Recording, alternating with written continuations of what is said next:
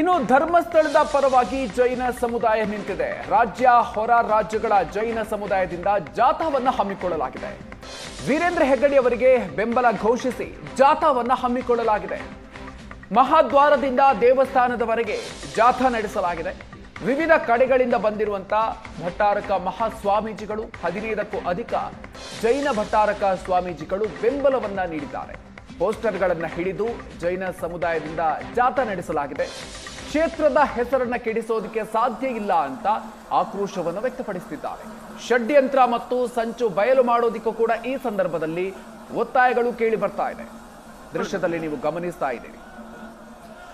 ನೀವು ನಮ್ಮ ಊರಲ್ಲಿ ನಿಮ್ಮ ಅಧ್ಯಕ್ಷರೆಲ್ಲ ಕೇಳಿ ಒಂದು ಮಂದಿರ ನಡೆಸೋದು ಎಷ್ಟು ಕಷ್ಟ ಅಂತ 4 ಜನ ಬೈತಾರೆ.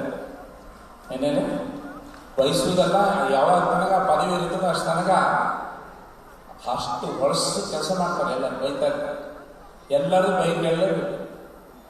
ಮತ್ತೆ ನೀವೆಲ್ಲ ಒಂದ್ಸಲ ಭಟ್ಟಾರಕರಾಗಿ ನೋಡಿ ಮಠ ನಡೆಸೋದು ಹೇಗೆ ಕಷ್ಟ ಅಂತ ಒಂದ್ಸಲ ಹಾಗೆ ನೋಡಿಬೇಕಾರೆ ಎಷ್ಟು ಕಷ್ಟ ಇದೆ ಅಂತ. ಅಷ್ಟು ಕಷ್ಟ ಇದೆ, ಎಲ್ಲರ ಹತ್ರ ಬಯಸ್ಕೋಬೇಕಾಗ್ತದೆ.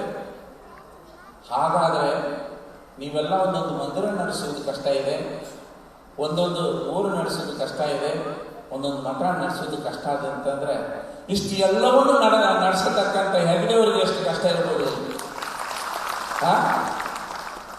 ಎಷ್ಟು ಮಂದಿರ.